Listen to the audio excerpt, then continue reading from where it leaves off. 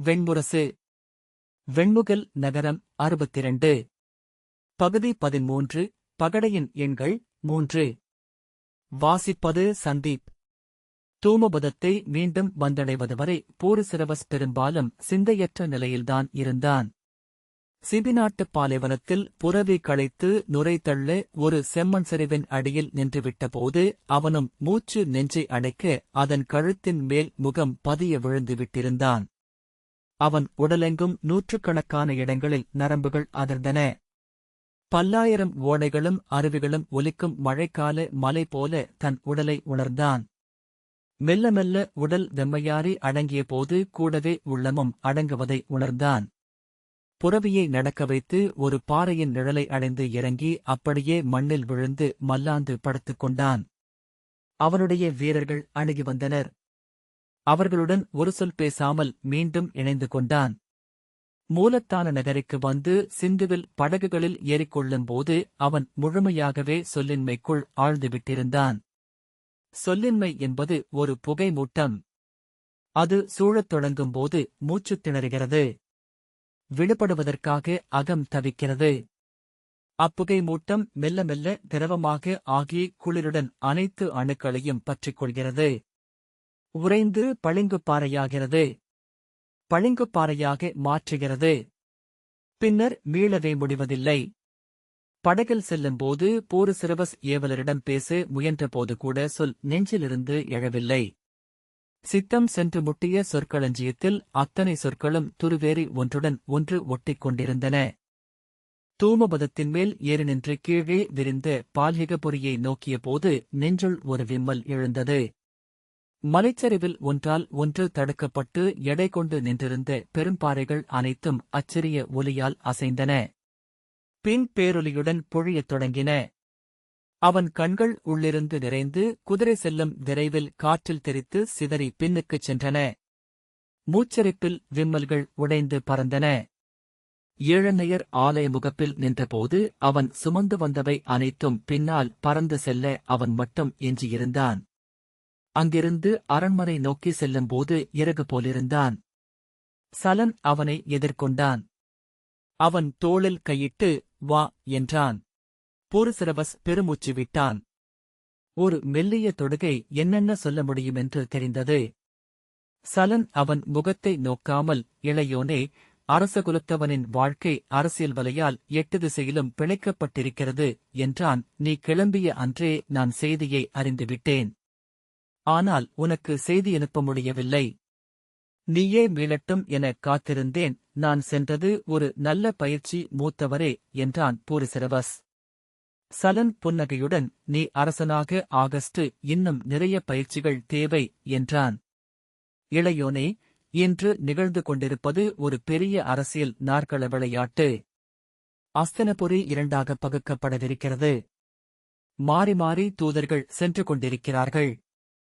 ஒவ்வொரு தூதும் அச்சத்தையும் நம்பிக்கையின்மையையும் கொண்டு செல்கிறது. அவற்றை பல மடங்கு பெருக்கி மீள்கிறது. தட்சிணகுரு நாட்டுக்கான எல்லைகள் வரையறை செய்யப்படுகின்றன. ஆளில்லாத ஒரு மலைக்காக, நீர் நிறைந்த ஒரு சதுப்புக்காக இறுதிக்கணம் வரை பூசலிடுகிறார்கள். சலன் சிரித்து, மறுதரப்பினர் செய்பவற்றுக்கு எவரும் எதிர்வினையாற்றவில்லை. செய்யக்கூடுமென இவர்கள் நினைப்பவற்றுக்கு எதிர்வினையாற்றுகிறார்கள். ஆகவே 1 100ஆகி 100 10,000 என பெருகிக் கொண்டிருக்கிறது என்றான். அவர்கள் சலனின் அலுவல் கூடத்தை அடைந்து அமர்ந்து கொண்டனர். சலன் பூரிசிரவசுக்கு இந்நீரும் மெல்லுணவும் கொண்டுவர ஆணையிட்டான். இருதரப்பினரும் தங்கள் நட்புகளை பெருக்கிக் கொள்கிறார்கள். பகைகளை வகுத்துக் கொள்கிறார்கள். போர்க்களத்தில் நிற்பவர்கள் போலிருக்கிறார்கள். ஆனால் அப்படித்தான் நிகர்நிலை உருவாக முடியும் என்றும் முழுமையான நிகர்நிலையே சிறந்த நட்பை நிலைநாட்ட முடியும் என்றும் யாதவன் எண்ணுகிறான் என்று சொன்னார்கள். என்னால் புரிந்து கொள்ள முடிகிறது அதை. அரசியல் ஆற்றலின் விசைகள் நிகர்நிலைக்காக கொள்ளும் தொடர்ந்த இயக்கத்தால் ஆனது, சலன் சொன்னான். பாண்டவர் தரப்பு பாஞ்சாலத்தாலும் துவாரகையாலும்தான் வல்லமையுடன் நிறுத்தப்படுகிறது. ஆகவே பாஞ்சாலத்தையும் துவாரகையையும் தன் நட்பு நாடுகளால் சூழ்ந்து கொள்ள துரியோதனன் எண்ணுகிறான். அஸ்வத்தாமன் உத்தர பாஞ்சாலத்தை ஆள்வது துரியோதனனுக்கு மிக உகந்தது. பாஞ்சாலத்தின் மறுபக்கம் உசினாரர்களையும் கோசலத்தையும் நட்புக்குள் வென்றெடுக்க சகுனியே நேரில் சென்றிருக்கிறார். அவர்கள் ஒப்புக்கொண்டு விட்டார்கள் என்றே தெரிகிறது. மேற்கே துவாரகைக்கு எப்போதுமே கூர்ஜரம் எதிரிநாடு. கூர்ஜரம் என்றும் காந்தாரத்தை அஞ்சி வந்தது. ஆனால் துவாரகை மீதான அச்சம் அதை காந்தாரத்தை அணுகச் செய்கிறது. சிந்து நாட்டு மன்னன் ஜெயத்ரதன் நெடுங்காலமாக கூர்ஜரத்தை வெல்ல கனவு கண்டிருப்பன். அவனும் துவாரகை மீதான அச்சத்தால் துரியோதனனுடன் இணைந்து கொண்டிருக்கிறான். அப்படியென்றால் திருஷ்டாவதியின் கரை முதல் மேற்கே சோனகப்பாலைவனம் வரை ஒரே பெரும்பரப்பாக நிலம் கௌரவர் தரப்புக்கு வந்துவிடுகிறது. அதில் உள்ள சிறிய இடைவெளி சிபிநாடு. அதை வெல்ல ஜெயத்ரதன் எண்ணியது இயல்புதான் என்றான் சலன். அரசியலில் எப்போதும் நடுவே இருக்கும் நாடு மிக முதன்மையானது இளையோனே. அது முதலையின் இரு தாடைகள் நடுவே நட்டு வைக்கப்பட்ட குறுவாள் போன்றது. பெண் கேட்டு சிபி நாட்டரசர் கோவாசனருக்கு ஜெயத்ரதன் தூதனுப்பினான் என சலன் தொடர்ந்தான். ஆனால் துவாரகையின் பகையை அஞ்சியக கோவாசனர் அதை ஒரு மனத்தன்னேற்பு நிகழ்வாக ஒருங்கு செய்தார். போட்டி அமைத்தால் துவாரகை மன்னன் வெல்வான் என்பதனால் இளவரசியின் தெரிவு மட்டுமே முறைமை என வகுக்கப்பட்டது. துவாரகைக்கும் செய்தி அனுப்பப்பட்டது. இளையோனே, சிபி நாட்டை அஸ்தினபுரி வெல்வதென்பது கூர்ஜரத்திற்கும் காந்தாரத்திற்கும் நடுவே ஒரு நட்பு நாட்டை துவாரகை வென்றெடுப்பது மட்டும்தான். கிருஷ்ணன் உடனே பீமனை அனுப்பிவிட்டான். அதிலும் பீமனை மட்டும் துவாரகைக்கு வரச் சொல்லி துவாரகையின் புதுவகை வண்டிகளுடனும் புறவிகளுடனும் ஒரே வீச்சில் வந்து சிபியை வென்றதென்பது ஜெயத்ரதன் கணக்கிட்டே இருக்க முடியாத செயல். அனைத்தும் முடிந்துவிட்டன. பெருமூச்சுடன் பூரிசிரவஸ் எழுந்து கொண்டான். இனி பேச ஏதுமில்லை மூத்தவரே என்றான். ஆம், பொதுவாக இத்தகைய ஆட்டங்களில் பெண்களுக்கு குரலென ஏதுமில்லை. ஆடவர் களத்தில் படுது போல பெண்கள் அகத்தரையில் மடிய வேண்டுமென்பதே க்ஷத்திரிய குலநெறி என்ற சலன். நீ சென்றபின் இந்த ஓலையை கண்டெடுத்தேன். உடன்பிறந்தானாக இதை உன்னிடம் காட்டலாகாதென்றே எண்ணினேன். ஆனால் காட்டாமலிருப்பது பிழை என இளவரசனாக எனக்குத் தோன்றியது என்றான். பூரிசிரவஸ் அவன் விழிகளை நோக்கியபின் அதை வாங்கி சுருள் நீட்டி வாசித்தான். பெருமூச்சுடன் சுருட்டி மீண்டும் சலனிடமே அளித்தான். நான் இதை எரித்து விடுகிறேன் இளையோனே. இத்தகைய உணர்ச்சிகளுக்கு தூமப்புகையின் வாழ்நாள்தான். விழிக்கு சற்று நேரம், மூக்குக்கு மேலும் சற்று நேரம், நெஞ்சில் மேலும் சற்று நேரம். காற்று 8 திசைகளிலிருந்தும் சுழன்று வீசிக்கொண்டே இருக்கிறது. பூரிசிரவஸ் தலையசைத்த பின் விடை கொண்டு திரும்பி நடந்தான்.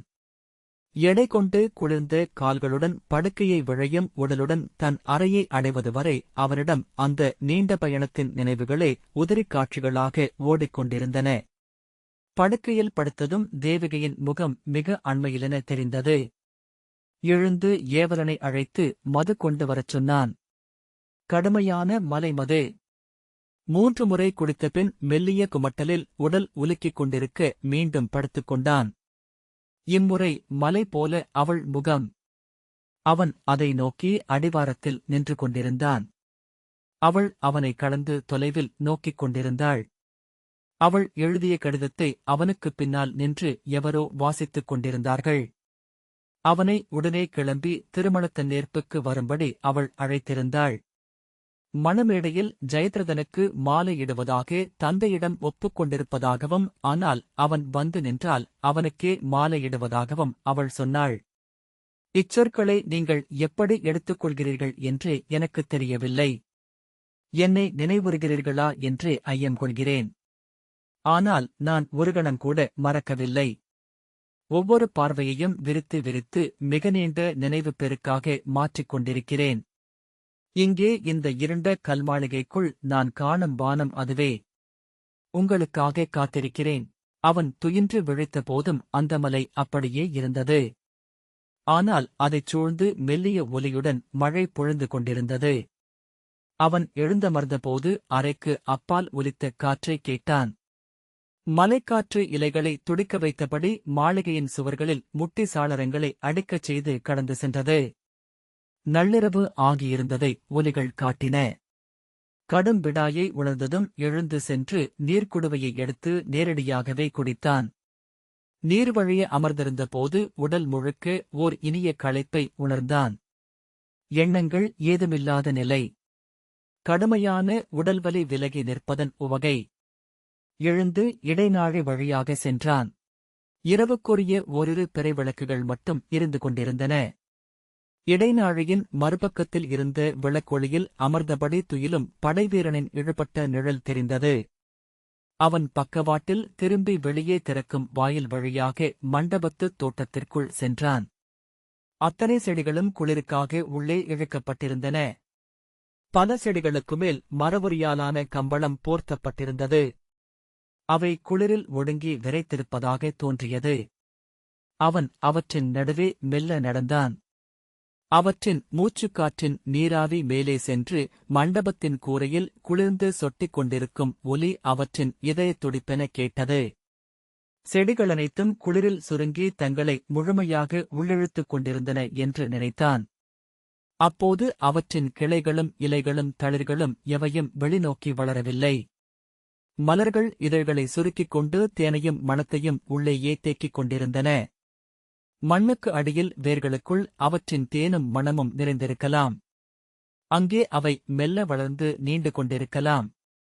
மெல்லிய முணுமுணுப்பாக அவை அங்கே ஒருவரோடு ஒருவர் பேசிக் கொண்டிருக்கலாம். விரல் நுனிகளால் தொட்டு பிணைத்துக் கொண்டிருக்கலாம். விடியும் வரை அவன் அங்குதான் இருந்தான். நீர் சுட்டும் ஒலியின் ஒழுங்கின்மையை மெல்ல மெல்ல ஒழுங்காக அவன் அகம் ஆக்கிக் கொண்டபோது அனைத்தும் சீரடைந்து விட்டிருந்தன. அறைக்குச் சென்று குளிராடையை எடுத்து அணிந்து கொண்டு வெளியே சென்றான். இரவுப் பனியில் நனைந்து கிடந்த செம்மண் பாதையில் காலடிகள் புதைய தெருக்களில் நடந்தான். கன்றுகள், மனிதர்கள், நாய்கள், பெருச்சாளிகள் எவையும் தென்படவில்லை. புறாக்களின் குறுகல் ஒலி மட்டும் கடைகளின் மரக்கூரைகளுக்குள் கேட்டது. காற்றில் அம்மரக்கட்டங்கள் முனகியபடி அசைவது போல அது உளமயக் கழித்தது. ஏழனையர் ஆலயம் வரை சென்றான். பூசகர் முந்தைய நாள் ஏற்றி வைத்த நெய்விளக்குகள் அணைந்துவிட்டிருந்தன. அப்பால் பால்ஹிகப் பிதாமகரின் ஆலயத்தின் சிலைக்கு எவரோ செம்பட்டு ஆடை ஒன்றை சார்த்தி மாலையிட்டு வழிபட்டிருந்தனர்.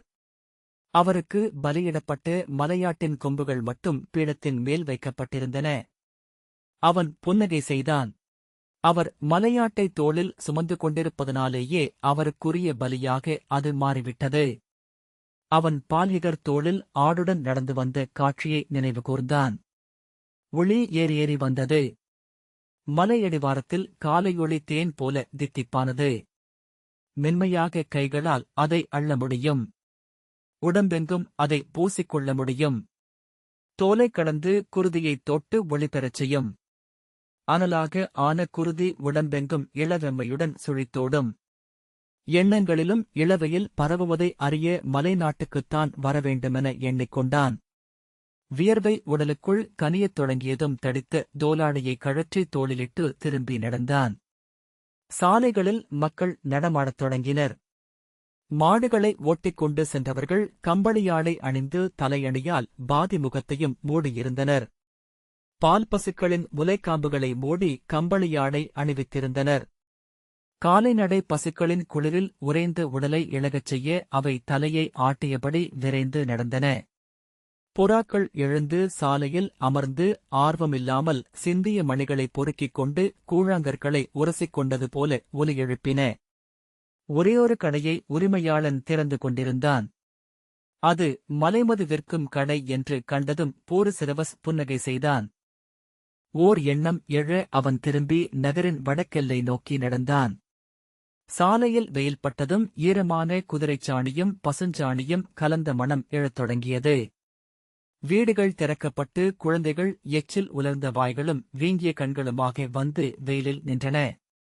அவற்றின் செந்நிறமான கன்னமயிர்கள் ஒளிவிட்டன. சிலர் சருகுகளை குவித்துப் போட்டு தீமூட்டி கைகளை சூடாக்கிக் கொண்டிருந்தனர்.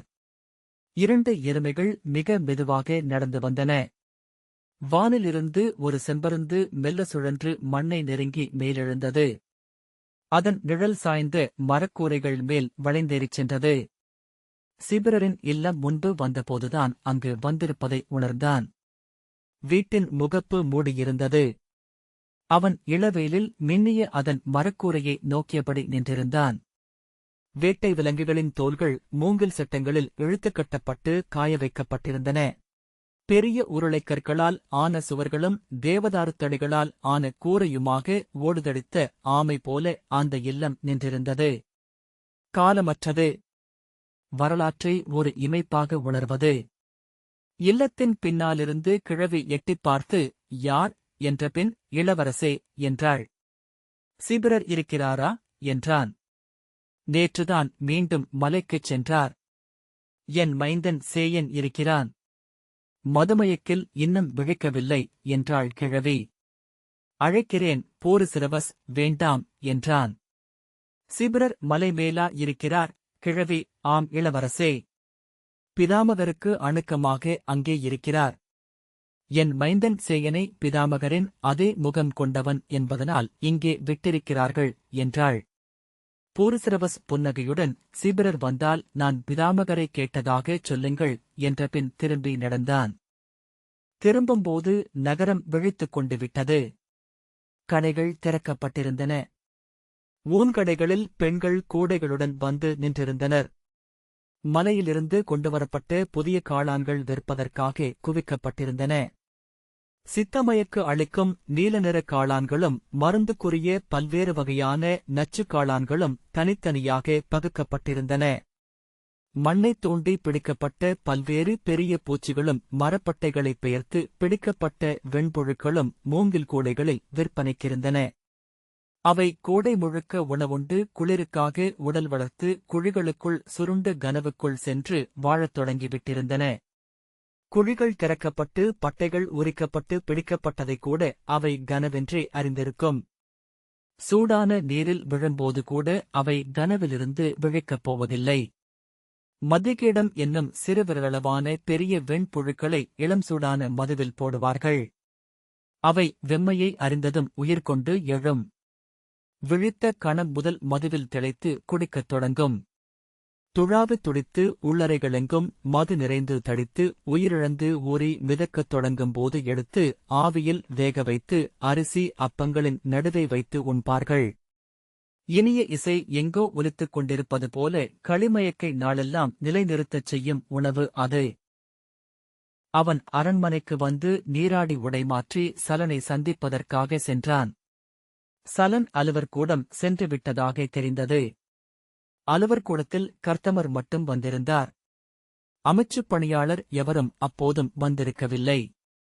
அவர்கள் அமர்ந்திருந்த பீடங்களின் குழுவைக் கொண்டே அங்கே அவர்கள் வருவதை உய்த்தறிய முடிந்தது.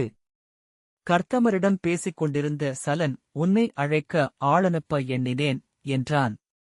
போரிசிரவஸ், நகரை சுற்றிப் பார்த்துவிட்டு வந்தேன் என்றான். இவ்வருடம் குளிர் கூடுதலாக இருக்குமென சொல்கிறார்கள். வடக்கு முடிகளின் மேல் வெண்ணிறமான முகில் வளையங்களை பகலில் பார்க்க முடிகிறது. கர்த்தமர் பனி விழுந்து ஷீரபதம் முழுமையாகவே மூடிவிடுமென சொல்கிறார்கள். ஆகவே மலைக்கொடிகள் பொருட்களை வாங்கிக் கொண்டு செல்கிறார்கள். போதிய உணவும் பிறவும் வந்து சேரவில்லை. போரிசிரவஸ், ஏன் என்றான். துவாரகையின் படகுகள் இப்போது அசிக்னியின் எல்லை வரை வருகின்றன. கடலுப்பு நிறையவே கிடைப்பதனால் மலையுப்பின் விலை குறைந்து கொண்டே செல்கிறது. நமக்கு மலையுப்புதான் முதன்மையான வணிகப் பொருள். போரிசிரவஸ் பீடத்தில் அமர்ந்து கொண்டு மலையுப்பைத்தானே தெய்வங்களுக்கு படைக்க வேண்டும். கடலுப்பு சமைக்கப்பட்டதல்லா என்றான். ஆம், ஆனால் உணவுக்கு கடலுப்பு மேலும் நல்லது என்கிறார்கள் என்றார் கர்த்தமர். பிண்டகர் விரைந்து உள்ளே வந்தார். அவரது உடலின் வியர்வை மணத்திலேயே மது கலந்திருந்தது. நான் எழுந்தபோது ஒரு சிறு சிக்கல். வடபுலத்து ஒற்றன் என அவர் தொடங்க சலன், நான் ஏதும் கேட்கவில்லை என்றான். அவர் தலை வணங்கி போரிசிரவஸை பார்த்தார். காலையிலேயே அலுவலர்களை வரச் சொல்லி ஆணையிட்டாலென்ன என்றான் போரிசிரவஸ். சொல்லலாம். எழுந்து மதுமயக்கில் வந்தமர்ந்து துயில்வார்கள். அவர்கள் முறையாகத் துயின்று மீண்டால்தான் இங்கே ஏதேனும் பணிகள் நடக்கும் என்றார் கர்த்தமர். மலைமக்கள் கொள்வதற்காக பொருட்களை வாங்குவதற்கு அரசு கடனுதவி செய்தாலென என்ற எண்ணம் நேற்று எழுந்தது. அதைத்தான் பேசிக் கொண்டிருக்கிறோம். கருவூலம் என்ன நிலையில் உள்ளது என்றான் போரிசிரவஸ். ஒருவரிடம் அதை செய்யலாம் என்றார் பிண்டகர். ஒருவரிடம் செய்யும் ஒரு செயலைப் பிறகெப்போதும் நிறுத்த முடியாது இளையோனே. அதுதான் முதன்மை இடர். அதைப் பற்றித்தான் ஐயம் கொண்டிருக்கிறோம் என்று சலன் சொன்னான். பூரிசிரவஸ் எழுந்து கொண்டு, மூத்தவரே, நாம் அவர்களிடமிருந்து ஒப்பை வாங்குவோம் என்றான். வாங்கி என்ன செய்வது? இங்கே நகரில் ஒப்பை சேர்த்து வைக்க நமக்கு என்ன செலவாகுமென நினைக்கிறாய்? குளிர்கால மழைகளில் அதை காப்பதும் பெரும்பாடு என்றான் சலன். சேர்த்து வைக்க வேண்டியதில்லை.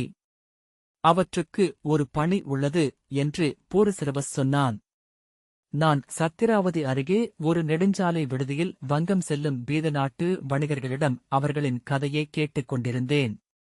ஒருவன் ஒரு நிகழ்ச்சியை சொன்னான். அவர்கள் நாட்டு வணிகர்களில் ஒரு சாரார் வடபுலத்தில் எங்கோ செல்லும்போது கடல் கடுங்குளிரால் உறைந்துவிட்டது. கலம் அதில் சிக்கிக் கொண்டது. அங்கு கடல் கடுங்குளிரால் உறைந்தாலும் வெயில் விழிமூட விரிந்திருக்குமாம். அவர்கள் தங்கள் கலத்திலிருந்த கருங்கந்தகப் பொடியை கடல்மேல் விரித்திருக்கிறார்கள். வெண்மையை விட கருமை வெயில் வெப்பத்தை உண்ணக்கூடியது. அது பனியை உருக்கி கலத்தை விடுவித்தது. வெறும் கதை என்றான் சலன். கடல் ஒருபோதும் உறையாது. ஏனென்றால் அது அலையால் ஆனது. பூரிசிரவஸ், நானும் அதையே எண்ணினேன். ஆனால் அந்தக் கதையில் ஒரு நடைமுறை உண்மை இல்லையேல் அதை இத்தனை பேர் நினைவில் கொண்டிருக்க மாட்டார்கள் என்றான். அதற்கு என்ன பொருள் இப்போது என்றான் சலன். மலையில் பல இடங்களில் கன்னங்கரிய மண் உள்ளது. நம் மலை மக்களிடம் அதை வெட்டிக் கொண்டு வந்து ஷீரபதத்தின் மீது விரிக்க இப்போதே ஆணையிடுவோம். நம் நாட்டில் குளிர்காற்றால்தான் பனி உருவாகிறது. வானிலிருந்து பனி விழுவதில்லை. குளிரில் வானம் வெளுத்திருப்பதனால் வெயில் சுடும்படி பொழியும் என நாம் அறிவோம்.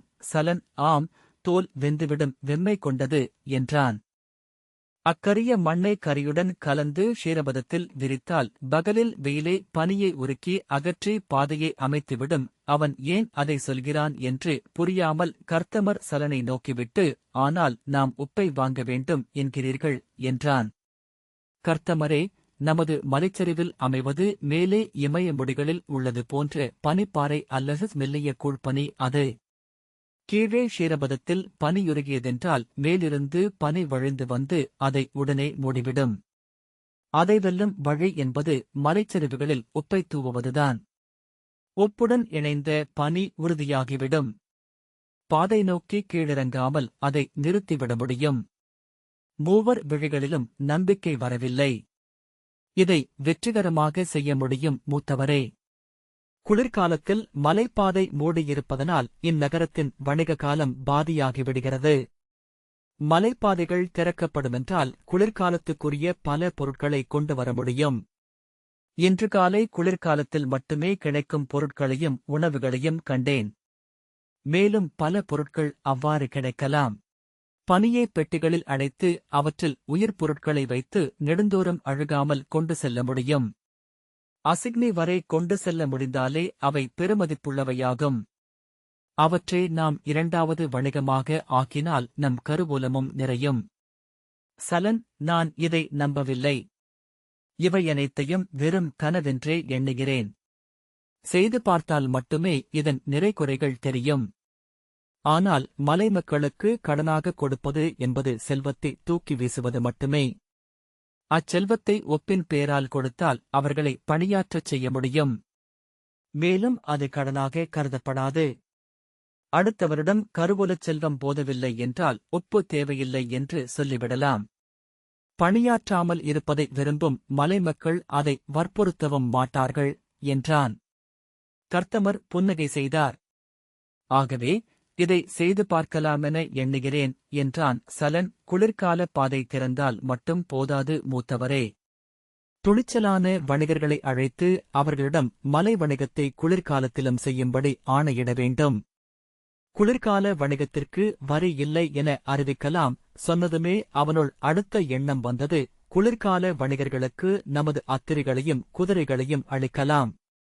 ஏனென்றால் குளிர்காலத்தில் வணிகம் செய்ய முற்பட்டு விலங்குகளுக்கு நோயோ இடரோ நிகழ்ந்துவிட்டதென்றால் கோடை வணிகம் அழிந்துவிடும் என அவர்கள் அஞ்சுவார்கள் என்றான் பூரிசிரவஸ்.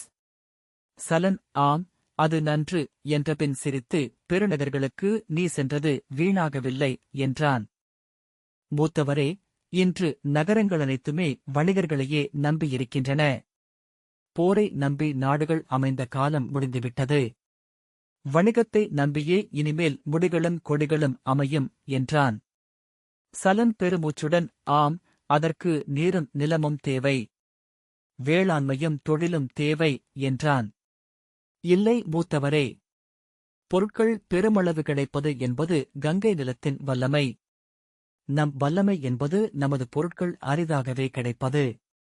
அவை அனைத்துமே குளிர்காலத்தில் கிடைப்பவை. அவற்றை நாம் கோடை வரை வைத்திருந்து விற்றாக வேண்டும் என்பதனால்தான் நம் வணிகம் குறுகியிருக்கிறது. குளிர்காலப் பாதைகள் உருவாகுமென்றால் நம் வணிகமும் வலுப்பெற முடியும். சலன், பார்ப்போம் என்றான். கர்த்தமர் அசைந்த முறையில் நம்பிக்கையின்மை தெரிந்தது. சலன், நீ விட்டுச் சென்ற பணி எஞ்சியிருக்கிறது என்றான். மதுர நாட்டுக்கு சென்றாக வேண்டும். அங்கே சல்லியரின் உள்ளத்தை அறிய வேண்டும். விரைவிலேயே நாம் உபமதுரருக்கு நம் சொல்லை அளித்துவிட வேண்டும். பூருசிரவஸ் தயங்கி உடனே என்று தொடங்க, அரசியலில் உணர்வுகளுக்கு இடமில்லை இளையோனே. நீ இன்றே கிளம்பிச் செல். மத்ரரை சந்திப்பதற்குள் விஜயை சந்திக்க வேண்டும் நீ. அவள் உனக்காக அவையில் சொல்வைக்க வேண்டும் என்றான் சலன்.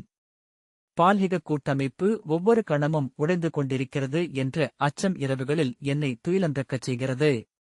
இது அமையுமென்றால் ஓர் உறுதிப்பாட்டை அடைந்தவனாவேன். அது உன் கையிலேயே உள்ளது. தந்தையிடம் சொல்லிவிட்டு என்று பூருசிரவஸ் மேலும் தயங்க, அவர் விழிப்பிலும் மயக்கிலிருக்குமளவுக்கு குடித்துவிட்டார் என்றான் சலன். சென்ற மாதம் ஒரு கூர்ஜரத்துச் சூதன் இங்கு வந்தான். மத்தியகீடம் ஒன்றின் கதையை சொன்னான். அதை இன்னொரு மத்தியகீடம் வாயிலேயே கடித்துவிட்டது. ஆகவே அதன் ஒலி மாறுபட்டு ரீரா என்பதற்கு மாறாக சிவா என்று ஒலிக்கத் தொடங்கியது. வாழ்நாளெல்லாம் சிவன் பெயரைச் சொன்னமையால் அது மறுபிறையில் ஓர் அரசனாகப் பிறந்தது. அவ்வரசனுக்கு மத்தியகீடன் என்று பெயர். மத்தியகீட குலம் 100 தலைமுறை ஆட்சி செய்தது. அதன் இறுதி அரசன் மதுவில் கால்வழுக்கி மதுக்குடத்திற்குள் தலைகீழாக விழுந்து உயிர் துறந்தான்.